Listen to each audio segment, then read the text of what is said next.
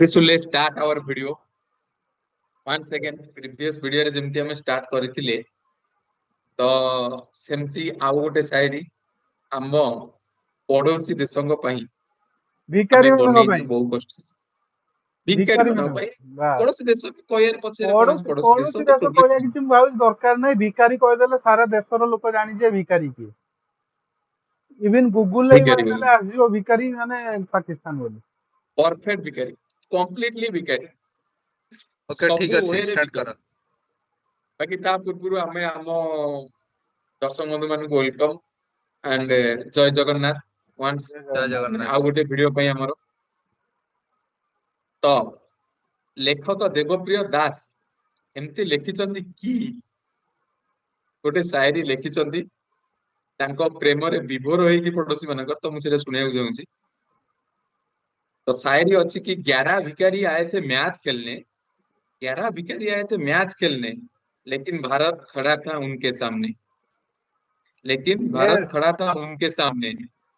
वाह वाह सोच वाह रहे वाह थे वाह भारत को हराना होगा आसान, सोच रहे थे भारत को हराना होगा आसान, लेकिन भारत ने उतार दी उनकी सम्मान, लेकिन भारत ने उतार दी उनकी सम्मान।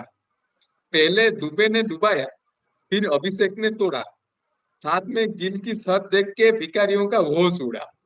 पहले डुबे ने डुबाया, फिर अभिषेक ने तोड़ा, साथ में गिल की शर्त देख के भिखारियों का होश उड़ा। और उसके बाद क्या लिखते हैं हमारे कवि देवप्रिय दास? शुरू किया शर्मा ने तो वर्मा ने किया खत्म, शुरू किया शर्मा ने तो वर्मा ने किया खत्म, 171 बना के ये भिखारी खुशी से हुए नम, 171 बना के ये भिखारी खुशी से हुए नम, लेकिन भारत के सामने पड़ गया ये टोटल थोड़ा सा कम, लेकिन भारत के सामने पड़ गया ये टोटल थोड़ा सा कम। बहुत कम। और क्या लिखते हैं कभी?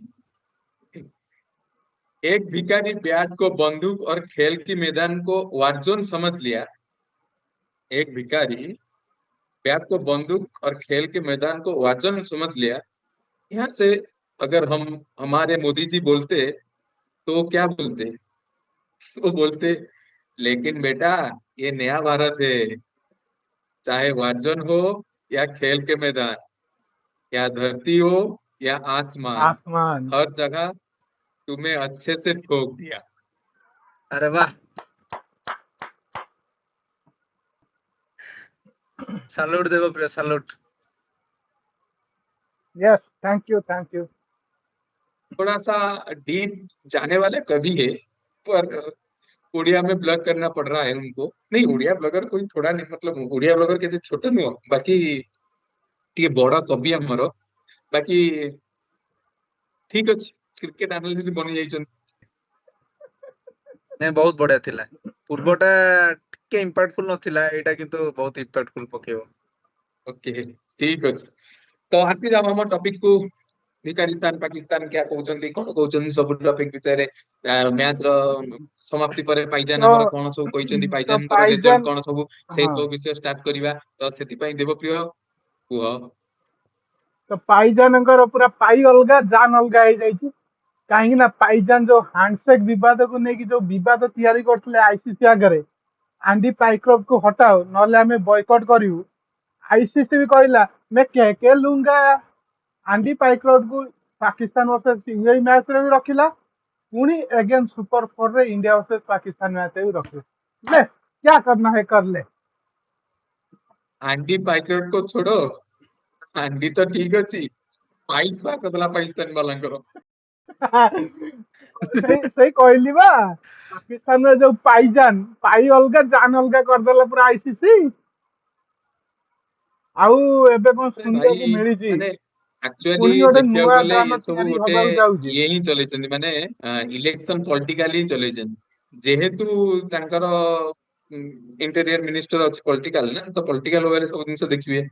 कहया बुझबा तो फर्स्ट मैच हारी गले तो ताकू किसी तो पाकिस्तान रो कवर अप केमिति करिवार इंडिया थिला। ठारो हारिले, हाँ इंडिया ठारो हारिले कि इंडिया केमिति हरेला से डिस्कशन से गुरा कि टीम सिलेक्शन से गुरा सब कवर अप करिया पई एंडी पाइक्रट पछरे पड़ी गले। बाकी एंडी पाइक्रट करथिला कोन? एक्चुअली ता नहीं तो इंडिया एक्चुअली मिले नथिला। पीतीश मु गोटे कथा कहया जाउजी ଏଟା ଆକ୍ଚୁଆଲି ପାକିସ୍ତାନର ପୁରୁଣା ଦୋଷ ଅଛି। ମ୍ୟାଚ୍ ହାରିବ ଯେତେବେଳେ ତାଙ୍କର ବାହାନା ବାହାରିବ କୁଦରତ କା ନିଜାମ। ଭାରତ ଆସିଥିଲେ 2023 ୱାର୍ଲଡ କପ୍ ଖେଳିବା ପାଇଁ, ହାରିଗଲେ ଯେମିତି ପ୍ରେସ୍ କନଫରେନ୍ସରେ ପଚାରିଲା, ଜଣେ ରିପୋର୍ଟର ପଚାରିଲା ପାକିସ୍ତାନ की हार की वजह क्या है, ତାଙ୍କର ମେ ବି କୋଉ କୋଚ୍ କି କ୍ୟାପ୍ଟେନ ବାବର ଆଜମ ଯିଏ ହଉ ଜଣେ ଆନ୍ସର ଦେଲା, भाईजान ग्राउंड में दिल दिल पाकिस्तान नहीं बजा, हमारे प्लेयर्स को मोटिवेशन नहीं मिला। या तो ନାଇଁ win है या ଏମିତି तो लॉन है। हाँ ଏହା ତ ଲର୍ନ ନାଇଁ ଏମିତି ଏବେ ବି ଯୋଉ ବି ତମେ ପାକିସ୍ତାନ ଫ୍ୟାନ କୁ ପଚାରିବ କି ପାକିସ୍ତାନ ତ ଏତେ ଥର ହାରିଲାଣି ସେମାନେ ମାନିବାକୁ ନାରାଜ। अरे ଇନଶାଲା भाई ନେକ୍ସଟ ମ୍ୟାଚ ରେ ଦେଖେंगे, ଇନଶାଲା ନେକ୍ସଟ ମ୍ୟାଚ ରେ ସବୁ ଯଦି ଇନଶାଲା କରିବ ଏ 11 ନମୁନା ଫିଲ୍ଡ କରି ଉପାଡୁଛନ୍ତି सलमान ଇନଶାଲା आगा କରିବ कौन ସବୁ। करियो? ଆଚ୍ଛା ନାଇଁ ସଲମାନ ଆଗା ବ୍ୟାଟ୍ସମ୍ୟାନ କି ବୋଲର କି ଫିଲ୍ଡର ଏତେ ତିନିଟା ମ୍ୟାଚ अरे ଶୁଣ ଶୁଣ ପ୍ରୀତିଶ, ଗୋଟେ କଥା ହଉଛି ପାକିସ୍ତାନର ଗୋଟେ ମାନେ ଯେମିତି ଭାରତର ଗୋଟେ କାଟାଗୋରୀ ଅଛି ଯେ କ୍ୟାପ୍ଟେନ ସିଏ ହବ ଯିଏ ଭଲ ପରଫର୍ମାନ୍ସ ଦଉଥିବ ଆଉ ଟିମରେ ଗୋଟେ ଲଙ୍ଗ ଟର୍ମ ପାଇଁ ସେ ଗୋଟେ ରହୁଥିବ, ମାନେ ଆଜ ଏ ପ୍ଲେୟର ରହୁଥିବ। କିନ୍ତୁ ପାକିସ୍ତାନରେ ସେ ସବୁ ନାହିଁ। ପାକିସ୍ତାନର ଯିଏ ଇଂଲିଶ ଭଲ କହିବ, ତୁ ଆମ କ୍ୟାପ୍ଟେନ, ତୁ ଇଂଲିଶ ବଢିଆ हम କହୁଛୁ, captain. You are our captain. କାହିଁକି ନା ବାସ୍ ପ୍ରଥମେ ବାବର ଆଜମ କଂଗ୍ରାଚୁଲେସନ କୁ କଂଗ୍ରାଚୁଲେସନ କହିଥିଲା, ତାପରେ ତାକୁ ସିଫ୍ଟ କରାହେଲା ମହମ୍ମଦ ରିଜୱାନ, ଯିଏ ଯୋଉ ଟୁଥପେଷ୍ଟ ମାରିକି ଆସିଥାଏ ଓଠରେ, ସିଏ तो विनी है तो लर्न ହଁ ନାଇଁ ନାଇଁ, तो विनी है ଯଦି तो ଖାଲି लर्न ପଚାରିବ ସେ ଇଂଲିଶରେ କଣ କହିବ, इंशाल्लाह इंशाल्लाह ୱାର୍ଲଡ नहीं ଫାର୍ଷ୍ଟ इंशाल्लाह ପ୍ଲେଡୱେଲ। ତ ବହୁତ ଭିକାରୀ ସ୍ଥାନ, ଇଭିନ୍ ମେ ବି କେଭିନ ପିଟରସନ କି କିଏ ଜଣେ ଇଂଲିଶ କ୍ରିକେଟର ୟାକୁ ନେଇ ଗୋଟେ ଜୋକ୍ ବି କରିଦେଇଥିଲେ। ଆଉ ପାକିସ୍ତାନ କ୍ରିକେଟ ବୋର୍ଡ ଏଥିରେ ବହୁତ ମାନେ ହଟ୍ ହେଇଥିଲା ପାକିସ୍ତାନ କ୍ରିକେଟ ବୋର୍ଡକୁ। ତାପରେ ସେମାନେ କ୍ୟାପ୍ଟେନ୍ସି ଚେଞ୍ଜ फाइनल मैच କରିଦେଲେ। परफॉर्मेंस व्हाट हैपेंड ନା ସିଏ ତ फाइनल ବାଂଲାଦେଶରେ मैच ହେଇଥିଲା, परफॉर्मेंस व्हाट हैपेंड ସିଏ ତ ବାଂଲାଦେଶର ହେଇଥିଲା, भाई ସିଏ ବି ଗୋଟେ ନେକ୍ସଟ ଲେଭେଲ। ଏତେ ଏତେ ନମୁନା ସବୁ ନମୁନା ପାକିସ୍ତାନ ସବୁ ନମୁନା ଗୋଟେ ଥିଲେ ନୁହଁ ସବୁ ନମୁନା ମାନେ ମୁଁ କହୁଛି ନା ଷ୍ଟୋରି କେମିତି ବନେଇଲେ ଆମେ ଯଦି ଅଡିଏନ୍ସ ମାନଙ୍କୁ କହିବା ଯେମିତି ଅଡିଏନ୍ସ କୁ ଆମେ ସେୟାର କରିଥିଲେ କି ଫାର୍ଷ୍ଟ ମ୍ୟାଚ ର ୱିନ୍ କୁ କଭର ଅପ୍ କରିବାକୁ ଯାଇକି ସେମାନେ ଗୋଟେ ବନେଇଦେଲେ କି ଆଣ୍ଡି ପାଇକ୍ରୋଟ ଏହା କଲା ସେ ଆଣ୍ଡି ପାଇକ୍ରୋଟ ନାଁରେ ଚାଲିଗଲା। ଏବେ ମୁଁ ଶୁଣିବାକୁ ପାଉଛି ସେକେଣ୍ଡ ମ୍ୟାଚ ରେ କି ସେମାନେ ଆଇସିସି ରେ କମ୍ପ୍ଲେନ କରିବେ ଫୋର୍ଥ ଅମ୍ପାୟାର ବିଷୟରେ କି ଫକର ଜମାନ ୱିକେଟ କୁ ନେଇକି ବାସ୍ ବାସ୍ ବାସ୍, ଫକର ମୁଁ ଜମାନ ସେଇଟା ୱିକେଟ ପାଇଁ କହିବାକୁ ସେମାନେ ଚାହୁଁଥିଲି। ହାରି ଯାଇଛନ୍ତି ଘରେ ଫକର ଜମାନ ୱିକେଟ ପାଇଁ ସେମାନେ ଫକର ହାରି ଜମାନ ଯାଇଛନ୍ତି ତ ନେକ୍ସଟ ଆଉଟ ମ୍ୟାଚ ହେଇଗଲା, କେତେ ବାକି ଯୋଉ ଲୁଚେଇବେ 10 ଜଣ ଥିଲେ ସେମାନେ କଣ କଲେ? କାରଣ ହଁ ସେମାନେ ସେଇଆ ତ ମୁଁ ଏବେ ହାରିବାର ଶୁଣିବାକୁ କାରଣ ପାଉଛି ନଥିଲେ। ସଲମାନ ମୁଁ ଏବେ ଶୁଣିବାକୁ ପାଉଛି ସଲମାନ ଅଲି ଆଗା କୋଉ ମିଟିଂ ରେ କୋଉ ସମଥିଙ୍ଗ ଇଏରେ ଆସିକି କହିଛନ୍ତି କି ନାଇଁ ଫକର ଜମାନ ୱିକେଟ କୁ ଇଗ୍ନୋର ଯଦି କହିଥିବେ ମେ ବି ଟିକେ ତାଙ୍କ ବୁଦ୍ଧି ଚାଲିଯାଇ ସେଇ ଟାଇମ ରେ ନହେଲେ ପୁଣି ଅଡିଏନ୍ସ କହିଛନ୍ତି ଫକର ଜମାନ ୱିକେଟ ଆରେ ଭାଇ ଫକର ଜମାନ ତ ୱିକେଟ ଥିଲେ ଠିକ ଅଛି ତ ନେକ୍ସଟ 10 ଜଣ କରୁଥିଲେ କଣ ଆଉ ପରଫମାନ୍ସ କାହିଁ ଗିନି ବାଡଉଥିଲେ। ସହିଲ ସାହା ମାନେ ମୁଁ ଫାର୍ଷ୍ଟ ଟାଇମ କୋଉ ମ୍ୟାଚ ରେ ଦେଖିଲି ବ୍ୟାଟ୍ସମ୍ୟାନ ମାରୁଛି ବୋଲର କୁ ଆସି ସ୍ଲେଜ କରୁଛି ଆରେ ଭାଇ ନର୍ମାଲି ବୋଲର ବ୍ୟାଟ୍ସମ୍ୟାନ ସ୍ଲେଜ କରେ 6ଟା ମାରୁଛି ବୋଲର କୁ ଆସି କହୁଛି ସମଥିଙ୍ଗ ଓ ମାନେ ଆଉ କେତେ ହେଇଛି ଲାଜ ଲାଗିବା କଥା ରେ ତ ଭିକାରୀ, ପ୍ରୀତି ଲାଜ ସାହୁ ଲାଗିବା ଦେବପ୍ରିୟ କଥା। ତ ପ୍ରୀତି ସାହୁ ଦେବପ୍ରିୟ ସୁपर 4 ରେ ଅଲରେଡି ପାକିସ୍ତାନ ଇଣ୍ଡିଆ ଠୁ ହାରି ଯାଇଛି। ଆହୁରି 2ଟା ମ୍ୟାଚ ତାର ବାକି ଅଛି। ବଟ ଏବେ ତାଙ୍କର ହଁ ତ ଯେତେବେଳେ ସେମାନେ କହୁଛନ୍ତି ନା ସେମାନେ କହୁଛନ୍ତି ଇନଶାଲା 28 ସେପ୍ଟେମ୍ବର में दिखा जाएगा ହଁ ଆରେ ତମର ଘରେ କୋଉ ବସିକି ମୁହଁରେ ଇନଶାଲା ର ସେଟା ଦେଖିବ। କୋଉ ସାଲା ମୁହଁରେ ବାହାରି କହୁଛନ୍ତି? ଗଲାଣି ଇଆଡେ ସେଟା କୋଉ ମୁହଁରେ କରୁଛନ୍ତି? ଆରେ ତାଙ୍କ ଭାଇ ଇନସାଲା କହ ମୁହଁରେ। ମାନେ ଇନଶାଲା ର ସାଲା ବାହାରି ଗଲାଣି ସେ ଇନଶାଲା ପଛରେ ପଢିଛନ୍ତି ପାକିସ୍ତାନ ମାନେ ଯୋଉ କହନ୍ତିନି ଗୋଟେ ଗୋଟେ ମୁଭିରେ ଫିଲ୍ମରେ ଗୋଟେ କମେଡି କ୍ୟାରେକ୍ଟର ରହିଥିବା ଦରକାର ଇଏ ହେଲା comedy character entertainment character cricket full cricket house entertainment cricket ରେ ଇଏ ହଉଛି କ୍ରିକେଟର ଏଣ୍ଟରଟେନମେଣ୍ଟ। ଏଣ୍ଟରଟେନମେଣ୍ଟ ତମେ ଯଦି ତାଙ୍କ କିଏ ମାନେ ଏକ୍ସ କ୍ରିକେଟର ତାଙ୍କ ପିପୁଲ ମାନଙ୍କର ସବୁ ଯାହାବି ଲାଟେଷ୍ଟ ଇଣ୍ଟରଭ୍ୟୁ ବଗେରା ହେଲା କି ଇଣ୍ଟରଭ୍ୟୁ ବଗେରା ହେଲା ଏ, ଏମିତିରେ ନର୍ମାଲି କହିବାକୁ ଗଲେ ପାକିସ୍ତାନ ଲୋକ ତ ଚଳୁଛନ୍ତି ଇଣ୍ଡିଆନ ପଇସାରେ ୟୁଟ୍ୟୁବ ଚଲେଇକି ବାସ୍ ସେମିତି ମୁଁ କହୁଛି ବହୁତ ସାରା ଇଣ୍ଟରଭ୍ୟୁ ବଗେରା ଇଏରେ ଦେଖିବାକୁ ଯିବ ଏକ୍ସ କ୍ରିକେଟର ମାନଙ୍କର କଥା ଗୋଟେ ୟୁଟ୍ୟୁବର ଥିଲା ମୋର ମନେ ଅଛି ମାନେ ଏମିତି କହିଥିଲା କି ଭାड़ में जाए एशिया कप ଭାड़ में जाए ये वो ନେକ୍ସଟ ମ୍ୟାଚ ରେ ଇଣ୍ଡିଆ ପାକିସ୍ତାନକୁ ଜିତିବା ଦରକାର ଆଉ ଜିତିକି ଆଉ ଇଣ୍ଡିଆ ସାଙ୍ଗେ ହ୍ୟାଣ୍ଡସେକ୍ ୟେସ୍ କରିବନି, ୟେସ୍ କହିଦବ ମୁଁ ଆମ ସୋଲଜର ସାଙ୍ଗରେ ସୋଲଜର ପ୍ରାଇଡ ଅଫ୍ ଅଛି, ସେଇ ୟୁଟ୍ୟୁବର ମାନଙ୍କୁ କଣ କରିବ?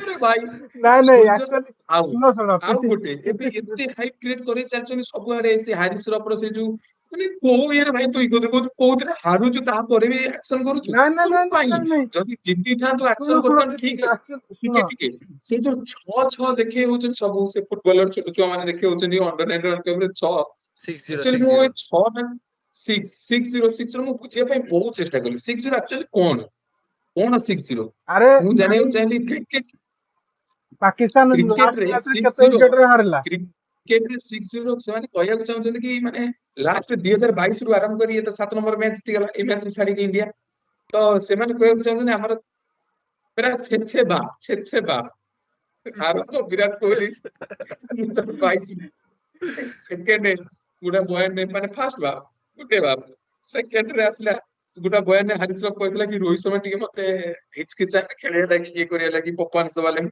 ଚାମ୍ପିୟନ୍ସ ଟ୍ରଫି ରେ ଯାହା ରୋହିତ ଶର୍ମା କଲା ହାରିସ ରାଫ ସାଙ୍ଗେ ତ ସବୁ ଦେଖିଛନ୍ତି, ଦ୍ୱିତୀୟ ସେକେଣ୍ଡ ବାପ ରୋହିତ ଶର୍ମା। ଏଇ ମାନେ ଏଇ ରିସେଣ୍ଟ ମ୍ୟାଚ ରେ ଅଭିଷେକ ଶର୍ମା, ସୁମନ ଗିଲ୍, ସୂର୍ଯ୍ୟକୁମାର ଯାଦବ ରହିଯାଏ 3 ନମ୍ବର ବାପ, 3 ଜଣ 5 ଜଣ 5ଟା ବାପ, ଆଉ 6 ନମ୍ବର ବାପଟା ମୁଁ କାହିଁକି କହିଲିନି କୁହ? ବୁମରା ନା ବୁମରା ତ ଅଭିଷେକ ଅଲରେଡି ଭାଇ ସମସ୍ତଙ୍କର, କିନ୍ତୁ ମୁଁ 6 ନମ୍ବର ବାପା ନା କାହିଁକି କହିଲିନି କୁହ? ଏମ ଏସ୍ ଧୋନି ଆଉ କାହିଁକି ନା ସେ କାଠାରୁ ତ ଗୋଟେ ଜନ୍ମ ହେଇଥିବେ ଓ ସତରେ ଅରିଜିନାଲ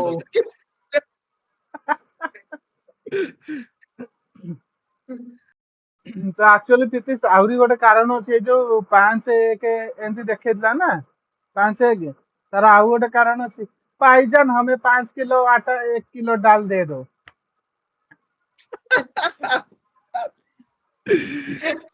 हमें खेलना नहीं है, बस 5 किलो आटा 1 किलो डाल, आटा पांच की किलो जगह आटा चावल एक भी किलो चलेगा। 5 किलो आटा 1 किलो डाल दो, କିନ୍ତୁ ସେଇ क्या ମ୍ୟାଚ୍ ରେ समझना है समझ लो। କିନ୍ତୁ ପ୍ରୀତିଶ ଦେବପ୍ରିୟ ସେଇ ମ୍ୟାଚ୍ ରେ ସବୁଠୁ କମେଡି ମୋମେଣ୍ଟ ଥିଲା ଯେତେବେଳେ ଆମର ମହମ୍ମଦ ନୱାଜ ଯୋଉ ରନ୍ ଆଉଟ୍ ହେଇଗଲେ। ଓ ତ ନାଇଁ ନାଇଁ ରନ୍ ଆଉଟ୍ ସିନ୍ ତାଠୁ ଟା ଏମିତି ଥିଲା ନାଇଁ କି ନାଇଁ ନାଇଁ ନାଇଁ ରନ୍ ତାଠୁ ଆଉଟ୍ ସିନ୍ ଆହୁରି ଟା ଏମିତି କମେଡି ଥିଲା ସିନ୍ କି ଥିଲା କୋଉଟା କହିଲ ଗଦାଧର, ଫାଷ୍ଟ କୋଉଟା ବଲ୍ ଯୋଉଟା କି ଅଭିଷେକ ଶର୍ମା 6 ମାରିଲା ସାଇନା ଆଫ୍ରିଦିକୁ। ନା ଠିକ ଅଛି ଶୁଣ ଠିକ ଅଛି ଫାଷ୍ଟ ବଲ୍ କମେଡି ନୁହଁ, ସେଟା ସେଟା କମେଡି ନୁହଁ ସୁକୁନ ମୁଭମେଣ୍ଟ ଥିଲା। ବାସ୍। ଓକେ ଓକେ ନା ମାନେ ମୁଁ ଏଇଥିପାଇଁ ରନ୍ ଭାବିଲା ଆଉଟ୍ ଜିନିଷଟା ଉଠେଇଲି କାରଣ ସ୍ୱୟଂ ସାଫ୍ରିଦି ଭାବିଲା ଏରକମ ମାରିବେ କେତେ କାଟିବ, ସବୁ ତ ଜାଣିଥିଲେନି ପକେଇଦେବା ମଝିରେ ଯା ନେ ପଛକୁ ଭାଇ ତ ଠିକ ଅଛି ଦେଖ ଇରେ ସେଦିନ ଇଣ୍ଡିଆର ବି ଭଲ ପରଫର୍ମାନ୍ସ ନଥିଲା, ମାନେ କହିବାକୁ ଗଲେ ଅପ୍ ଟୁ 60% ମାନେ ବୋଲିଂ ତାର ଏଫର୍ଟ ଦେଇଥିଲା ଆଉ କ୍ୟାଚ୍ ବି ମଧ୍ୟ 4ଟି ଛାଡି ଦେଇଥିଲା, କିନ୍ତୁ ସେଇଥିରେ ବି ମାନେ ପାକିସ୍ତାନର କହିବାକୁ ଗଲେ ଅଲମୋଷ୍ଟ ତାଙ୍କର ମାନେ ବେଷ୍ଟ ଟିମ୍ ଖେଳୁଥିଲେ, ଆଉ ଆମର ଯେହେତୁ ଅଲରେଡି ଦି ଜଣ ବାପା ଅଲରେଡି ରିଟାର୍ଡ ନେଇ ଖେଳୁନାହାନ୍ତି ସାରିଛନ୍ତି। ରିଟାୟାର ନେଇ ଆଉ ସାରିଛନ୍ତି ଫର୍ମାଟ। ରିଟାୟାର୍ଡ ନେଇସାରିଛନ୍ତି ତ ନାଇଁ ସେଇ ଏଇ ସେମାନେ ଟିମ୍ ର ବି ଅପେକ୍ଷା କରିଛନ୍ତି, ମୁଁ ତ ସେଇ ମୁମେଣ୍ଟକୁ ଅପେକ୍ଷା କରିଛି, ଯୋଉ ମୁମେଣ୍ଟରେ ବିରାଟ କୋହଲି ୱାନଡେ ରେ ଖେଳିବ ପାକିସ୍ତାନ ଏଗନେଷ୍ଟ ରେ, ସେଇ ଟାଇମରେ ହବ କଣ ସିଚୁଏସନ ଭାବୁଛ ତ? ଏ ଯୋଉ ମାନେ ଏ ଛୋଟ ଯୋଉ ଛୋଟ ହାରିସ ରାଉତ ଦେଖଉନାହାନ୍ତି ଏଣ୍ଟ୍ରି ଯେତେବେଳେ ହଉନଥିଲା, ଆସିବ, ହଁ ହାରିସ ଭାଇ ରାଉତ ଭାଇ ଆଉ ଏଣ୍ଟ୍ରି ଗୋଟେ କଥା ଶୁଣ କରିନଥିଲା। ହାରିସର ଡାଇରେକ୍ଟ ଉଠିକି ଲ୍ୟାଣ୍ଡ କରିବ। ଭାଇ ଶୁଣ ଅର୍ଷଦୀପ ସିଂ ଗୋଟେ କରିଦେଇଛି ଅଲରେଡି ଲ୍ୟାଣ୍ଡ। ଶୁଣ T20 ଫର୍ମାଟ 20 ଓଭର ବୋଲି ମାନେ ସର୍ଟ ପିରିୟଡ, ସେଥିପାଇଁ ସେମାନେ ଖେଳି ଦଉଛନ୍ତି, ତ 50 ଓଭର ଭିତରେ ସେ ଯଦି 30 ଓଭର ଯଦି ନ ଖେଳି ପାରିଲେ ସେତେବେଳେ କେମିତି ଲାଗିବ? କିମ୍ବା ଯଦି ଚେଜିଂ କରୁଛନ୍ତି ଖେଳିବ ତ ସତ କଥା, ଚେଜିଂ ଯଦି କରୁଛନ୍ତି 30 ଓଭର ତାହେଲେ ପାକିସ୍ତାନ ଯଦି ଖେଳିବ 100 ଭିତରେ ମତେ ଅଲ ଆଉଟ୍ ଲାଗୁନି ହେଇଯିବେ ତାହେଲେ କେମିତି ଲାଗିବ? ବୁଝିପାରୁଛ କେମିତି ତ? ଲାଗିବ ମାନେ 30 ଓଭର ତାଙ୍କୁ କିଛି ଲାଗିବନି, କିଛି ଫରକ ପଡିବନି, କିଛି ଲାଗିବନି, ଗୋଟେ କିଛି ଗୋଟେ ସୂର୍ଯ୍ୟକୁମାର ଯାଦବ ଯେମିତି ଲାଟେଷ୍ଟ ମାନେ ଗୋଟେ ଇଣ୍ଟରଭ୍ୟୁ ଆସି କହିଛି, ଇଣ୍ଟରଭ୍ୟୁରେ ଯୋଉ କହିଛନ୍ତି ହଁ ପ୍ରେସ ଇଣ୍ଟରଭ୍ୟୁ ରାଇଭେଲି କଣ କାହାକୁ ନେଇ ତମେ ତଫାତ୍ କହୁଛ? ତାଙ୍କ ଭିତରେ ରାଇଭେଲି କଣ, ହଁ ରାଇଭେଲି ବାସ୍ କଣ ମୁଁ ତ ଠିକ ଠିକ। ଫାଷ୍ଟ ଦିନ କହିଥିଲି ଯାହା ସାଙ୍ଗେ 7-7 7-8 ହବ କି 8-7 ଏମିତି ଇକ୍ୱାଲ ରହିବ ଲାଇବ୍ରେରୀ, ସେକୁ କଣ ଏବେ ଇଏ ଦେଖ କଣ ଚେନ୍ନାଇ ମୁମ୍ବାଇ କି ଆମେ ରାଇଭେଲି ଫାଷ୍ଟ କଣ ପାଇଁ କହିଥିଲି କହିପାରିବା? ସେ ଏ ଛଡେଇ ଦେଇଗଲା ମୁମ୍ବାଇ ପ୍ଲେୟାର ନା, ଚେନ୍ନାଇ ମୁମ୍ବାଇ ଲାଇବ୍ରେରୀ କାହିଁ କୁହାଯାଏ, ସେମିତି ଟକ୍କର ହୁଏ ଏଇ ପାକିସ୍ତାନ ଏଇ ତ ଆୟାରଲାଣ୍ଡ ମାନେ ଛାଡ ଯେ ନୂଆ ଟିମ୍ ଠାରୁ ଆହୁରି କମ। ଓମାନ ତ 163 ଭାଇ କରିଦେଇଥିଲା ଭାଇ ଇଣ୍ଡିଆ ସାଙ୍ଗରେ। କରିଦେଇଥିଲା ହଁ, ମାନେ ଟକ୍କର ଦେଇ ଦେଇଥିଲା। 163 କରିଦେଇଥିଲା। ଟକ୍କର ତ ଦେଇଥିଲା। ହଁ ହଁ ମତେ ତ ଲାଗିଲା ଏମିତି ଲାଗୁଛି କି ଇଣ୍ଡିଆ ଜାଣି ଶୁଣିକି ମାନେ ଏସିଆ କପ୍ ର ଟିଆରପି ବଚିବା ପାଇଁ ଲାଷ୍ଟ ଯାଏ ଟାଣି ନେଇଗଲା। ଛୁଆ 5 ଓଭର ପୂର୍ବରୁ ସରି ଖେଳିଥାନ୍ତା। ଭାଇ ହାର୍ଦ୍ଦିକ ପାଣ୍ଡ୍ୟାକୁ ବି ମାନିବାକୁ ପଡିବ ଭାଇ। ତା ସିଚୁଏସନ ରେ ଆସିବା ଆଉ ତା ଫେସ୍ ରୁ ଲାଗେ ନା କି ସେ ପ୍ରେସର ନିଏ କି କୋଉ ହଁ ପ୍ରେସର କେବେ ଅଛି। ଲାଗେନି। ଭାଇ ସେ ଯୋଉ ଲୁକ୍ ରେ ଆସିବା ଚୁଇଙ୍ଗମ ଚୋବେଇ ଚୋବେଇ ଚୁଇଙ୍ଗମ ଛୁଆ ଚୋବେଇ ଅଧା ଚୋବେଇ ପାକିସ୍ତାନ ସେ ଆସିଲା ଭିତରେ ଖାଇଦଉଛି। ବାସ୍। ଗ୍ରାଉଣ୍ଡ କୁ ଆସୁଛି ଅଧା ପାକିସ୍ତାନ ତା ଭିତରେ ଖାଇଦଉଛି। ଆଉ ଦି ଚାରିଟା ବୋଲର ହାରିସ୍ ରାବ ଇଏ ଫିଏ ସବୁ ଟୁଙ୍ଗ ଟୁଙ୍ଗ ହଉଛନ୍ତି ତାଙ୍କୁ ସେ ଫିଲ୍ଡ ରେ ଖାଇଦଉଛି। ହାରିସ୍ ରୌଫ୍ ର ଯୋଉ ଫାଷ୍ଟ ବଲ୍ ପକେଇଲା ହାର୍ଦ୍ଦିକ ପାଣ୍ଡ୍ୟାକୁ, ଯୋଉ ପୁରା ୟର୍କର ମାରିବାକୁ ଟ୍ରାଏ କରିଥିଲା, ବହୁତ ସ୍ପିଡ ରେ ମାନେ ବଲ୍ ଟା ପକେଇଥିଲା, ତାକୁ ଆରାମ ସେ ଚୌକା। ଆରାମସେ। ୱିଥ୍ ଆଉ ଆଟିଚ୍ୟୁଡ୍ ଆଉ ଗୋଟେ With ଆଉ ଗୋଟେ attitude। ସହିତ। ନାଇଁ, ଆଉ ଦେଖ ଗୋଟେ ଜିନିଷ ଆଟିଚ୍ୟୁଡ କିଏ ଟା ସେଇ ମାର୍କ ସମୟରେ କରିଛ? ଆସେ ଯେତେବେଳେ ତମେ ଭଲ ପ୍ରିପାରେସନ ଟା ତମେ କରିଥିବ, ତ ସେଇ ସମୟରେ ଭଲ ଆଟିଚ୍ୟୁଡ ଟା ଆସେ। ହଁ, ତ ସେ ଆଉ ଗୋଟେ ହାର୍ଦ୍ଦିକ ପାଣ୍ଡ୍ୟା ଜିନିଷ। ଅଲରେଡି ହଁ ପ୍ରିପାରେସନ କରିକି ଆସିଛି ଗଦାଧର, ସବୁ ତ ଜିନିଷ। ମୁଁ ଗୋଟେ ଓକେ, ମୁଁ କହିବାକୁ ଚାହୁଁଛି କି ଭଲ ହବ ଆମେ ଯଦି ମ୍ୟାଚ୍ ରେଜଲ୍ଟ ଟା ଡିସ୍କସନ କରିଦବା ଅଡିଏନ୍ସ କୁ। ଅବଭିୟସଲି ସମସ୍ତେ ଜାଣିସାରିଥିବେ ଭାଇ ହଁ ମୁଁ ଇଣ୍ଡିଆ ପାକିସ୍ତାନ ଜାଣିଛି। ମ୍ୟାଚ୍ ସବୁ ଜାଣିସାରିଥିବେ। ହଁ, ଆଉ ଗୋଟେ କଥା ଅଛି ଏଇଠି ମୁଁ ଡିପଲି କହିବାକୁ ଚାହୁଁଛି। ମେନ୍ ପ୍ରୋବ୍ଲେମ ଏବେ ଚାଲିଛି ଗୋଟେ, ଯୋଉଟା ଅଡିଏନ୍ସ କାହିଁ ଆସୁନାହାନ୍ତି ଇଣ୍ଡିଆ ପାକିସ୍ତାନ ମ୍ୟାଚ୍। ସେଇଠି ଫିଲଅପ୍ ହଉନି ଏବେ। ତାର ବହୁତ ସାରା ରିଜନ, ତା ବିଷୟରେ ହଁ ପରେ କଥା ହବା। ରିସେଣ୍ଟଲି ବି। ହଁ, ମାନେ ରିସେଣ୍ଟଲି କିଛି ଅଫର ଦେଇଥିଲେ ଯେମିତି କି ବାଏ ଟୁ ଗେଟ୍ ୱାନ୍, ତଥାପି ତଥାପି ମାନେ ଅଡିଏନ୍ସ ଆସିଲେନି। ସିଟ୍ ଆସିନଥିଲି। ତାର ରିଜନ ବହୁତ ଅଛି। ଏକ ତ ଦେଶ ଭିତରେ ଇଏ ନେଇକି, ଆଉ ତାପରେ ଷ୍ଟାରଡମ ବି ବହୁତ ମାଇନେ ରଖିଛି ଏଠି ଭାଇ। ଯଦି ସେମ୍ ମ୍ୟାଚ୍ ବିରାଟ କୋହଲି ରୋହିତ ଶର୍ମା ଖେଳୁଥିବେ ତ ମୁଁ ଅବଭିୟସଲି କହୁଛି ସିଟ୍ ଫାଙ୍କା ନଥାନ୍ତା। ଷ୍ଟାରଡମ ବି ବହୁତ ମାଇନେ ରଖେ। ତ ବିସିସିଆଇ କି ସେ ରିଗାର୍ଡିଂ ବି କିଛି ଭାବିବାକୁ ପଡିବ। ତା ପାଇଁ କଣ ମେ ବି ନେକ୍ସଟ 1-2 ଇୟର ଏମାନେ ଷ୍ଟାର ହେଇଯାଇଥିବେ।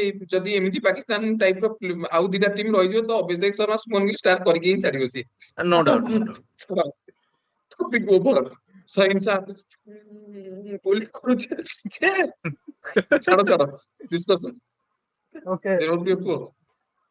ଓକେ, ତ ମୁଁ ଭାବୁଛି ଡିଟେଲସ ଯିବାନି ସ୍କୋର କାର୍ଡ ଉପରେ, ଖାଲି କିଛି ଦରକାର ସର୍ଟ ନାହିଁ, ଫର୍ମ ରେ ଅଲରେଡି ଆମେ ଲୋକମାନେ ଦେଖିଦବା। ଜାଣି ଯାଇଛନ୍ତି।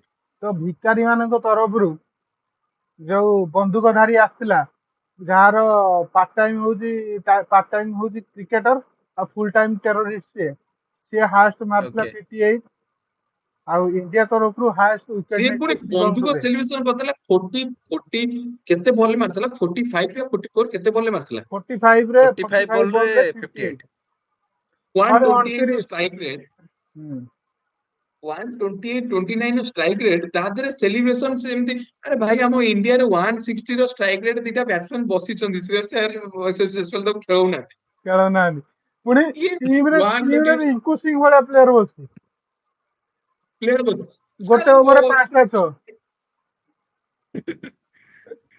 ସିଏ ପୁଣି କେମିତି ବାଡେଇଛି ନା, ଆମେ କିଛି କ୍ୟାଚ୍ ମିସ୍ କରିଦେଇଥିଲେ ତାର, ଫାଷ୍ଟ ସେଥିପାଇଁ ସେ ବଲରୁ ଏତିକି କ୍ୟାଚ୍ ରନ ରେ ମିସ୍। ପହଞ୍ଚିଛି।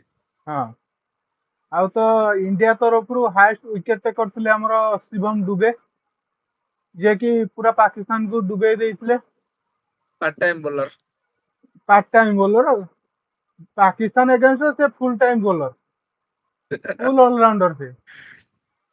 ଓକେ, ତ ଇଣ୍ଡିଆ ତରଫରୁ ତ କହିବାକୁ ପଡିବନି, Abhishek Sharma highest score. Fast ball 6 ମାରିକି ଷ୍ଟାର୍ଟ କରିଥିଲେ। ଆଉ 39 ball 74, 189 point something strike rate, ମାନେ 190 ଷ୍ଟ୍ରାଇକ ରେଟ୍। ତାହେଲେ ସେମିତି ଦେଖିବାକୁ ଗଲେ ତ ଅଭିଷେକ ଶର୍ମା ତ ବ୍ରହ୍ମୋସ ଛାଡିଦବା କଥା। ଅଭିଷେକ ଶର୍ମା ତ ମତେ ଗୋଟେ ଟାଇମରେ ଲାଗୁଥିଲା ଭିଡିଓ ଗେମ୍ ଖେଳୁଛି ବୋଲି। ଯେମିତି ସୂର୍ଯ୍ୟକୁମାର ଯାଦବ ବିହେଭ କରୁଥିଲା ଆଗରୁ, ଏବେ ହଁ, ତ ଅଭିଷେକ ଶର୍ମା ଭିଡିଓ ଗେମ୍ ଖେଳୁଛି ଲାଗିଲା ମତେ। ତାପରେ ଆଉ ଯେତେବେଳେ କି ପାର୍ଟନରସିପ କରୁଥିଲେ ଅଭିଷେକ ଶର୍ମା ଆଉ ସୁମନ ଗିଲ୍, ଗୋଟାଏ ବଲ୍ ବାଉଣ୍ଡ୍ରି ବାଡଉଥିଲେ, ତାପରେ କିଛି ଗୋଟେ ଗାଳି କହିଦଉଥିଲେ ବୋଲରକୁ, ପାକିସ୍ତାନ ବୋଲରକୁ, ପୁଣି ଆଉ ଗୋଟେ ଚାଲ ବାଉଣ୍ଡ୍ରି। ବଲ ଯେମିତି ଡାକେଲା। ଲାଗୁଥିଲା ପକ୍କା ମାର ମୁଭମେଣ୍ଟ ଥିଲା, ପକ୍କା ମାର, ସେଇଭଳିଆ ଚାଲିଥିଲା। ବିଗ ମୁଭମେଣ୍ଟ ଭାଇ। ଛକା, ଆଉ ଗୋଟେ ଛକା। ଆରେ ଭାଇ, ମାନେ ମାନେ ଆକ୍ଚୁଆଲି ଅଭିଷେକ ଶର୍ମା ସୁମନ ଗିଲ୍ ଭାବୁଥିଲେ ଯେ ଗଲି କ୍ରିକେଟ ଖେଳୁଛନ୍ତି। ନାଇଁ, ଆରେ ଶେଷରେ କିନ୍ତୁ ତିଲକ ବର୍ମା ବି ଭଲ କାମିଅ ଖେଳିଥିଲେ, ଆଉ ମାନେ ଭଲ ଆଉ ସଟ୍ ଗୋଟେ ଗଲି ବାଡେଇଥିଲେ। ହଁ, ଗଲି କ୍ରିକେଟ ଖେଳୁଛନ୍ତି।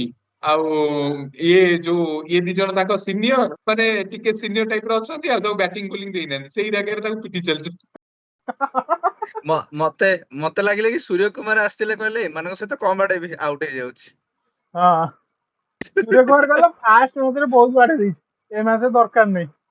ଦରକାର ନାହିଁ। ନାଇଁ ବାକି ମୁଁ ଏଇଠି ବି ଗୋଟେ କଥା କହିବାକୁ ଚାହିଁବି ବିରାଟ କୋହଲି ତା କ୍ୟାରିୟରରେ ଏତିକି ସକ୍ସେସ କି ଯେତିକି ସକ୍ସେସ କରିଛି ରୋହିତ ଶର୍ମା ବି ଯେତିକି ସକ୍ସେସ ପାଇଛନ୍ତି ବିରାଟ କୋହଲି ରୋହିତ ଶର୍ମା ଯେତିକି ସକ୍ସେସ ପାଇଛନ୍ତି ସେଟା ଏଥିପାଇଁ କି ତାଙ୍କ ହାର୍ଡୱାର୍କ ପାଇଁ ନା କି ମାନେ ଏମିତି ଗୋଟେ ଦିଟା ମ୍ୟାଚ ଖେଳିକି ଆଉ ଗୋଟେ ମ୍ୟାଚ ନ ଖେଳି ପରଫର୍ମାନ୍ସ କେବେ ବି ହବନି ସେଇଟା। ମାନେ ଯେବେ କ୍ରିକେଟ ତମ ସହିତ ଖେଳିବ ସେତେବେଳକୁ କ୍ରିକେଟର ଆଉ ଖେଳିବାର ଅପସନ ହିଁ ନଥିବ। ମୋ କହିବାର ଅର୍ଥ ଏଇଟା କି ନୋ ଡାଉଟ ପ୍ରିଭିୟସ ମ୍ୟାଚରେ ଓମାନ ସାଙ୍ଗରେ ବ୍ୟାଟିଂ ଆସିଲାନି ଟିମ୍ ଦେଖିଲା ଠିକ ଅଛି ଟିମ୍ ଦେଖିବା ଠିକ ଅଛି ବାକି ଆଟଲିଷ୍ଟ 10 ନମ୍ବର ବେଳକୁ ବ୍ୟାଟିଂ ଆସିବା ଦରକାର। ସେ 10 ନମ୍ବର ବ୍ୟାଟ୍ସମ୍ୟାନକୁ ତମେ ଯଦି ବ୍ୟାଟିଂ ଟାଇମ ଫିଲ୍ଡ ଟାଇମ ଦବାକୁ ଚାହୁଁଛ ତ ତମ ଟିମ୍ ସେତେବେଳେ ଟିମରେ ନଥିବ ମାନେ ଟିମ୍ କଣ୍ଡିସନ ହିଁ ନଥିବ ସେଇ ଟାଇମ ବେଳକୁ ତ ତାକୁ ହଁ ବ୍ୟାଟିଂ ଦେଇ ଲାଭ କଣ ନିଜର ତ ବ୍ୟାଟିଂ ଓକେ ଟାଇମ ସେଟା ହେଇଥାନ୍ତା ନା। ଠିକ ଅଛି ସେଟା ଅଲଗା କଥା।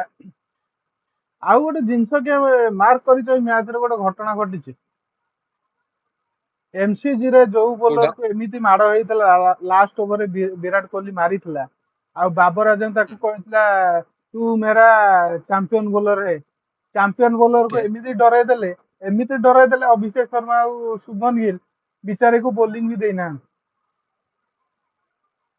ମହମ୍ମଦ ସହିଂସା ନବାଜ। ଆଫ୍ରିଦିକୁ ମହମ୍ମଦ ନୱାଜ ମହମ୍ମଦ ନବାଜ। ଆଚ୍ଛା ମହମ୍ମଦ ନବାଜ ୟେସ୍ ତାକୁ ଜାଣିଥିଲେ ବୋଲିଂ ମିଳିବନି ବୋଲି ତାକୁ ଆଗୁଆ ବ୍ୟାଟିଂ ପଠେଇ ଦେଇଥିଲେ। ସେମାନେ ବି ଆକ୍ଚୁଆଲି ବୋଲି ଓକେ। କ୍ରିକେଟ ଖେଳୁଥିଲେ କାହିଁକିନା ତାଙ୍କର ଇଣ୍ଟରନ୍ୟାସନାଲ କ୍ରିକେଟ ଖେଳିବାର ଅଭ୍ୟାସ ନାହିଁ ନା। Spinner okay. ମୁଁ ତ ଚାହୁଁଥିଲି ସ୍ପିନର ଗୋଟେ ଆସୁ ଅଭିଷେକ ଶର୍ମା ଟାଇମରେ ଭାଇ ସେ ଆଉ ବେଶୀ ଟାଇମ ନେଇନଥାନ୍ତା। ଆସିଥିଲା ଯୋଉ ଅବ୍ରାର ଅହମଦ ତାକୁ ବାଡେଇ ବସେଇଦେଲା। ଓକେ ତ ହ୍ୟାଣ୍ଡସେକ୍ ବିଷୟରେ ମୁଁ ଆଉ ଗୋଟେ କଥା କହିବାକୁ ଯିବି। ଆମେ ତ ଠିକ ଅଛି ପାକିସ୍ତାନ ସହିତ ହ୍ୟାଣ୍ଡସେକ୍ ଇଣ୍ଡିଆ କରୁନି ବଟ୍ ଗୌତମ ଗମ୍ଭୀର ମ୍ୟାଚ ଶେଷ ପରେ ଡାକିଲା କି ଆରେ ପ୍ଲେୟାର ମାନେ ଆସ ଅମ୍ପାୟାର ଟିକେ ସହିତ ଅମ୍ପାୟରଙ୍କ କଲେ ସହିତ ତ ହାତ ମିଶେଇ ଦିଅ। ହଁ ତ ଏଇଟା ଆଉ ଗୋଟେ ଏପିକ୍ ମୋମେଣ୍ଟ ଥିଲା। ଓକେ ଠିକ ଅଛି ଲାଷ୍ଟକୁ ତ ମୁଁ ତ ଏତିକି କଥା କହିବି ଭାଇ ଆମେ ଯେତେ ବି ଡିସ୍କସନ କରିଦବା ଆମେ ଯେତେ ବି ରୋଷ୍ଟ କରିଦବା ପାକିସ୍ତାନକୁ ପାକିସ୍ତାନର ପ୍ରକୃତି କେବେ ଯିବନି। ଅଙ୍ଗାରಂ ଶତ ଆମର ଭୂପେନ ମଳିନ ସାଂସ୍କ୍ରିଟରେ ନ ଜାୟତେ। ବାସ୍ ମୁଁ ସାଂସ୍କ୍ରିଟରେ ଜଷ୍ଟ ବି କହିଥାନ୍ତି କହିଥାନ୍ତି ଏବେ। ଓଡିଆରେ ବି ଗୋଟେ କାହାବତ ଅଛି ତାକୁ ନେଇକି ମତେ ଯେତେ ମାଠିବୁ କି ମାର ମୁଁ ସେଇ ସେଇ ଦରପୋଡା ଦରପୋଡା କାଢେ। କାଢେ। ଆଉ ସାଂସ୍କ୍ରିଟରେ ବି ଆଉ ଗୋଟେ ଅଛି ପ୍ରକୃତି ନୈବ ମୁଚ୍ୟତେ ବାସ୍ ଯଦି ମୁଚ୍ୟତେ ଶନୈ ଶନୈ କିନ୍ତୁ ସେ ଶନୈ ଶନୈ ଅପସନ ଟା ଏବେ ସନେଇ ଉଠି ସନେଇ ଯାଇଛି। ତାଙ୍କ ଅବସର ନାହିଁ। ଅସନେ ନାହିଁ। ଶନୈ ଶନୈ ଶନୈ ଶନୈ ନାହିଁ। ଓକେ ତ ମୁଁ ଲାଷ୍ଟ ଏତିକି କଥା କହିବାକୁ ଚାହୁଁଛି ଆମ ଦର୍ଶକ ବନ୍ଧୁ ମାନଙ୍କୁ ଯୋଉ ଆପଣ ମାନେ ଯୋଉ ଦେଖିଥିଲେ ମଇଦାନରେ 11ଟା ମାନେ 11 ଜଣ ଭିକାରୀଙ୍କୁ ଆକ୍ଚୁଆଲି ସେମାନେ ହେଲେ part time cricketer full time terrorist ଠିକ ଅଛି ଏଇ ତ ଏଇ ସେଥିପାଇଁ 11 ଜଣଙ୍କ ପାଇଁ 2 ମିନିଟର ଶୋକ ସଭା କର। ଶୋକ ସଭା ନୁହଁ ହସ ସଭା। Part time cricketer full time comedian. Terrorist ସେଇଥିପାଇଁ ବନ୍ଧୁକ ଜଣେ ଦେଖେଇଲା ଆଉ ଜଣେ କହୁଛି ଆମେ ରାଫେଲ ଗଳେଇ ଦେଲୁ ବୁଝିପାରୁଛ ନା ନାଇଁ କାହିଁକି ନା ସେଇ ହାରିସ ବାଲା ସେଲିବ୍ରେସନ ଗୁଡା ତ ବହୁତ ହି ଶର୍ମନାକ ଥିଲା ମାନେ ନିଜକୁ ଲଜ୍ଜା ଲାଗିବା କଥା। ଭାଇ ତାଙ୍କ ତାଙ୍କ ଦେଶରେ ସେଇଆ ତାଙ୍କୁ ଶିଖା ଯାଇଛି। ଆଉ ଗୋଟେ ଜିନିଷ କିଏ ଜାଣିଛ ଇଣ୍ଡିଆ ପାକିସ୍ତାନ ମ୍ୟାଚ ଆଗରୁ ମାନେ 21 ତାରିଖର ଯୋଉ ସୁପର 4 ମ୍ୟାଚ ଆଗରୁ ସ୍ପେଶାଲି ପାକିସ୍ତାନ ଗୋଟେ ସାଇକିଆଟ୍ରିଷ୍ଟ ମାନେ ନିଯୁକ୍ତି କରିଥିଲା ତାଙ୍କ ଟିମରେ ଯାହା ଦ୍ଵାରା କି ସେମାନେ ସୁସ୍ଥ ରହିବେ ମେଣ୍ଟାଲି। ଓକେ ସେଥିପାଇଁ ସାଇକିଆଟ୍ରିଷ୍ଟ କିଛି ଭଲ ସ୍କୋର କରିଛନ୍ତି ୟେସ୍ 174 ନହେଲେ 130 ଅଟକି ଯାଇଥାନ୍ତେ। ସାଇକାଟ୍ରିଷ୍ଟ ଆସିଥିଲା ତାଙ୍କୁ ସାଇକୋ ବନେଇକି ପଳେଇଛି। ଓକେ ତ ଠିକ ଅଛି ବଟ୍ ଯେମିତି କି ଆଜିର ମ୍ୟାଚ ଗୋଟେ ଅଛି ଆମେ ଆଜି ଭିଡିଓ କରୁଛେ 23 ତାରିଖରେ ତ ଆଜି ଗୋଟେ କରବାର ମ୍ୟାଚ ଅଛି ପାକିସ୍ତାନ ଭର୍ସେସ ଶ୍ରୀଲଙ୍କା ଯୋଉଟା ଦେଖାଯାଉ। ଆଉ ପାକିସ୍ତାନ ଆଉ ବର୍ଷେସ୍ ନାଇଁ ଆମେ ଦର୍ଶକ ବନ୍ଧୁ ମାନଙ୍କୁ ଆମେ ଏଇଟା ବି କହିବାନି କି ଲେଟ ରେ ଭିଡିଓ କରୁଛେ ସେଇଟା ଆମ ଭୁଲ ସେଇଟା ଆମର ପ୍ରୋବ୍ଲେମ ସେଇଟା ଆମେ ଯେତେ ଚେଷ୍ଟା କଲେ ବି ଆଜି ହେଇପାରୁନି ବାକି ବହୁତ ଚେଷ୍ଟା କରିବା ନେକ୍ସଟ ଟାଇମ କୁ ଏ ଭୁଲ ନ ହଉ ବୋଲି ତ ଗୋଟେ ମ୍ୟାଚ ଗୋଟେ ଡେ ରେ ହିଁ ଅଭିୟସଲି ଭିଡିଓ ଟା ହବ ପଡୁ ବୋଲି। ଓକେ ବଟ୍ ଅବଭିୟସଲି ହବ ଭୁଲ। ଯେହେତୁ ଆମର ଯୋଉ ଏଇ ଯୋଉ ଭାଇ ଅଛନ୍ତି ତଳେ, ଏଇ ଭାଇଙ୍କୁ ଯେତେ ରିକ୍ୱେଷ୍ଟ କଲେ ବି ଗଦାଧର ଭାଇ ସିଏ ଆମ ଧରା ଛୁଆଁ ଦଉନାହାନ୍ତି, ଯେହେତୁ ସିଏ ଗୋଟେ ସେଲିବ୍ରିଟି। ବହୁତ ନା ବିଜି ଭାଇ ସେମିତି ରହୁଛନ୍ତି। କିଛି ନୁହଁ। ନାଇଁ ନାଇଁ ଭାଇ ଆକ୍ଚୁଆଲି ବହୁତ ବିଜି ରହୁଛନ୍ତି। ବହୁତ ବିଜି ରହୁଛନ୍ତି, ଗୋଟେ କମ୍ପାନୀକୁ ହ୍ୟାଣ୍ଡେଲ କରୁଛନ୍ତି ନା, ସେଥିଲାଗି ସେ ବହୁତ ବିଜି ରହୁଛନ୍ତି। ଓକେ ତ ଠିକ ଅଛି, ଆଜିର ଭିଡିଓଟି କେମିତି ଲାଗିଲା ଆପଣ ମାନେ ଜଣେଇବେ। ମୁଁ ଭାବୁଛି ଆଜି ଗୋଟେ ଭଲ ଡିସ୍କସନ ଥିଲା। ଆଜି ତ ଗୋଟେ ଠିକ ଅଛି ମାନେ ଦେବପ୍ରିୟ। ଏଣ୍ଟରଟେନମେଣ୍ଟ ୱେରେ ଡିସ୍କସନ ଆଜି ଥିଲା, ଯେହେତୁ ଭିକାରୀ ମାନଙ୍କୁ ଟିକେ ରୋଷ୍ଟ କରାହେଲା, ତ ମୁଁ ଭାବୁଛି ଆପଣମାନଙ୍କୁ ନିଶ୍ଚୟ ଭଲ ଲାଗିଥିବ। ଆଉ ସେଇ ଖୁସିରେ ଟିକେ ଲାଇକ୍ ଟା ହେଇଯାଉ, ନା କଣ ନାଇଁ କହୁଛ? ଆଉ ପ୍ଲିଜ ନାଇଁ ପ୍ଲିଜ ଆଉ ଗୋଟେ ଜିନିଷ ଅଛି ମୋର କି, Yes. ଆମେ ଦେଖୁଛୁ ଲାଷ୍ଟ ଭିଡିଓରେ ବି ଆମେ କହିଥିଲୁ କି ବହୁତ ସାରା ଆ, ମାନେ ଭ୍ୟୁଜ ଆସୁଛି, ଆମର ବହୁତ ଭ୍ୟୁ ଆସୁଛି। ଆମ ଏକ୍ସପେକ୍ଟ ଆମେ ଯେହେତୁ ଷ୍ଟାର୍ଟିଂ କରୁଛୁ ସେତିକି ଏକ୍ସପେକ୍ଟ କରିନୁ, ଭ୍ୟୁଜ ବଗେରା ଆସୁଛି। ବାକି ଭାଇ ମାନେ ଭିତରୁ ଦେଖୁନାହାନ୍ତି, କଣ୍ଟେଣ୍ଟ ଟା ଦେଖୁନାହାନ୍ତି, ବୁଝିବାକୁ ଚେଷ୍ଟା କରୁନାହାନ୍ତି। ଆପଣ ଟିକେ ଦେଖନ୍ତୁ କଣ୍ଟେଣ୍ଟ, ବୁଝନ୍ତୁ ଆମେ କଣ କହୁଛୁ ଟୋଟାଲି। ଯଦି କୋଉଠି ମିସ୍ କରିଥିବୁ କମେଣ୍ଟ କରନ୍ତୁ, या फिर ଯାହାବି ଲାଇକ୍ ଲାଇକ୍ ତ ଦବାର ମୁଁ ଯେମିତି କହିଛି କିଛି ବି ଯିବନି। ଲାଇକ୍ ଟା ଦିଅନ୍ତୁ, ପ୍ଲସ କମେଣ୍ଟ ବି କରନ୍ତୁ, ଆମେ କଣ ଭୁଲ କରୁଛୁ, କିଛି ଆମ ଓପନ କମେଣ୍ଟ ବକ୍ସ ତ ଓପନ ହିଁ ଅଛି। ବାକି ସବସ୍କ୍ରାଇବ ବି ଟିକେ କରିଦିଅନ୍ତୁ ଆଉ ଲାଇକ୍ ବି ଦିଅନ୍ତୁ। ସେଇ ଗୋଟେ କାମରେ ଯଦି ଆମେ ଫିକ୍ସ ହେଇ ରହିଯିବା କି ଏମିତି ଏଇ ଜାଗାରେ ହିଁ ଅଟକି ଯିବା, ଏଇ ଜାଗାରେ ଅଟକି ହିଁ ଯିବା, ତମେ କେତେ ଦିନ ରହିବ? ଯେତେ ଦିନ ପାରିବ ସେତେ ଦିନ ଚେଷ୍ଟା କରିବ, ବାକି ଡିମୋଟିଭ ତ ହବ ହିଁ ହବ। ଆମେ ସେ ଡିମୋଟିଭ କୁ ଚାପିକି ବି ଆଗକୁ ଭିଡିଓ କରିଚାଲିଛୁ, ବାକି ଦଶ ଆପଣ ମାନଙ୍କ ହାତରେ, ନା କଣ ଦେବ ପ୍ରିୟ? Yes Yes. ସେଇଟା ଠିକ କଥା। ତ ମୁଁ ଭାବୁଛି ଏଇ ଭିଡିଓରେ ଆମେ ଏକ୍ସପେକ୍ଟ କରିବା କି ଆମର ଯୋଉ 150 ଆଇ ଥିଙ୍କ ସବସ୍କ୍ରାଇବର ହେଇସାରିଛନ୍ତି ଅଲରେଡି, ଆମ ଭାଇ ବନ୍ଧୁ ମାନେ ଯୋଡି ସାରିଛନ୍ତି 150। ତ ମୁଁ ଭାବୁଛି ଏଇ ଭିଡିଓରେ 200 ଆପଣ ମାନେ କରେଇ ଦିଅନ୍ତୁ, ଆଉ ବେଟର ହବ। ଯଦି କରିଦେଲେ ଆମେ ବହୁତ ଶୀଘ୍ର ଗୋଟେ ଭିଡିଓ ଆଣିବୁ, ଏବଂ ଚାହିଁବେ ଯଦି କରିଦେଲେ ଭିକାରୀ ନାଇଁ, ମାନଙ୍କୁ ଆଉ ଗୋଟେ ରୋଷ୍ଟ କରିବୁ। ଭିଡିଓ ତ ଆଣିବା ନାଇଁ ଆମ ନାଇଁ, ଧର୍ମ। ହଁ କରିଦେଲେ ଆମେ ବହୁତ ଖୁସି ହବୁ ଏଇଆ। ଖୁସି ହବ, ଆଉ ଭିକାରୀ ମାନଙ୍କ ଉପରେ ଆଉ ଗୋଟେ ଭଲ ରୋଷ୍ଟ ଭିଡିଓଟେ ଆଣିବୁ। ଏସିଆ କପ୍ ସରୁ ଆଉ ସରୁ।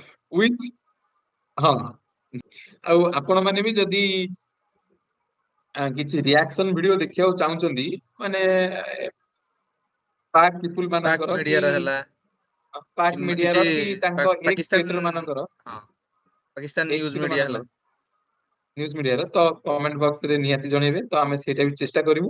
ଓକେ, ଠିକ ଅଛି ଦେବପ୍ରିୟ, ଏବେ ଆମେ ଭିଡିଓଟି ଏଣ୍ଡ କରିବା, ଲମ୍ବା ଓକେ କରିବାନି। ଓକେ। ତ ଭିକାରୀ ମାନଙ୍କର ଶୋକ ସଭା ଯୋଉ ହେଇଥିଲା ତାଙ୍କର ମ୍ୟାଚ୍ ପରେ, ତ ସେଇ ଖୁସିରେ ଆମେ ଗୋଟେ ହସ ସଭା ରଖିବା, ନା କଣ କହୁଛ? ଶୋକ ସଭାରେ ଅବୁଜାନ ଚାଲିଗଲେ ଭିକାରୀ ମାନଙ୍କର, ତ ଆମେ ଆଗକୁ ବଢିବା। ସାଇକିଆଟ୍ରିଷ୍ଟ ଆଣିକି ମ୍ୟାଚ୍ ଜିତି ପାରିଲେନି। ଭାଇ ମତେ ତ ମାନେ ଗୋଟେ ଗୋଟେ ଟାଇମ ରେ ମାନେ ଏମିତି କି ଲାଗେ କି ପାକିସ୍ତାନକୁ ପଠଉଛନ୍ତି ହିଁ କିଛି ଏଣ୍ଟରଟେନମେଣ୍ଟ ପାଇଁ, ମାନେ ନ୍ୟାସନାଲ ମୁଁ ଅଲରେଡି ପାକିସ୍ତାନ। ପୂର୍ବ ଭିଡିଓ ନାଇଁ ନାଇଁ ମାନଙ୍କରେ ଆକ୍ଚୁଆଲି କହିସାରିଛି, ଶୁଣ ଶୁଣ ପାକିସ୍ତାନ ଆକ୍ଚୁଆଲି ଯଦି ନାହିଁ ତାହେଲେ ଏଣ୍ଟରଟେନମେଣ୍ଟ ନାହିଁ। ନାଇଁ କ୍ରିକେଟ ନାଇଁ ବହୁତ ମାନେ କିଛି ମୋ କହିବା ମୁଭମେଣ୍ଟ କଥା କି ଅଛି ହେଲା। ମିଡିଆ ବାଲା ପଠଉଛନ୍ତି କିଛି ଏଣ୍ଟରଟେନମେଣ୍ଟ। ତ ଏମିତି ବି ଲାଗେ ସେ ମାଇକ ହୋସେନ ଉପରେ ମୋର ବେଳେ ବେଳେ ମାନେ ଦୟା ବି ଆସେ, ପାକିସ୍ତାନ ହେଡ କୋଚ। ତା ଫେସ୍ ଦେଖି ମତେ ଦୟା ଲାଗେ, କି କାହିଁକି ଯାଇଛି ସେଠି? ମୁଁ ସେ ପୂର୍ବରୁ କଥା ଗ୍ୟାରି ଆକ୍ଚୁଆଲି ମୁଁ ଭୁଲି କଟର ଯାଇଥିଲି ଏଇଟା ସିଚୁଏସନ କହିବି ବୋଲି। ସେମିତି ଥିଲା। ହଁ ମାନେ ଯେମିତି ଭାଗ୍ୟ ବାଙ୍ଗାଲୋର ସହିତ ଆରସିବି ସହିତ ପୂର୍ବରୁ ଜଡିତ ଥିଲେ, ଆରସିବି ପାକିସ୍ତାନ ଏବେ କୋଚ ଏବେ ଆରସିବି ଅନ୍ ଟପ୍। ନ୍ୟୁଜିଲାଣ୍ଡ ଯାଏ ତ ଠିକ ଥିଲା, ବାକି ଆରସିବି ଯାଏ ବି ଠିକ ଥିଲା, ବାକି ପାକିସ୍ତାନ ରାମ ରାମ। ଓକେ ଠିକ ଅଛି, ଆଜିର ଭିଡିଓଟାକୁ ଆମେ ଏଇଠି ରଖୁଛୁ। ସୋ ଦେଖା ହବ ପୁଣି ନେକ୍ସଟ ଭିଡିଓରେ। ଠିକ ଅଛି। ସେଥିପର୍ଯ୍ୟନ୍ତ ଆମକୁ ବିଦାୟ ଦିଅନ୍ତୁ। ରହିଲୁ, ଜୟ ତ ଜଗନ୍ନାଥ। ଆମେ ତ ବିଦାୟ ନେଇକି ଯାଉଛୁ। ତ ଆପଣ ମାନେ ଆପଣମାନଙ୍କ କାମଟା ଟିକେ କରିଦିଅନ୍ତୁ, ଭିଡିଓଟିକୁ ଟିକେ ଲାଇକ୍ କରିଦେବେ, ଚ୍ୟାନେଲଟିକୁ ଟିକେ ସବସ୍କ୍ରାଇବ କରିଦେବେ, ଆଉ ବେଲ୍ ଆଇକନ ଟା ଟଙ୍ଗ କିନା ବଜେଇଦେବେ, ଯାହା ଦ୍ୱାରା ଆମ ମାନଙ୍କର ନୋଟିଫିକେସନ ଆପଣ ମାନଙ୍କୁ ବହୁତ ଶୀଘ୍ର ଆସିଯିବ, ଭିଡିଓ ଅପଲୋଡ ହଉ ହଉ। ଠିକ ଅଛି, ବାଏ ବାଏ, ଜୟ ଜଗନ୍ନାଥ। ଜୟ Jagannath. See you in next video.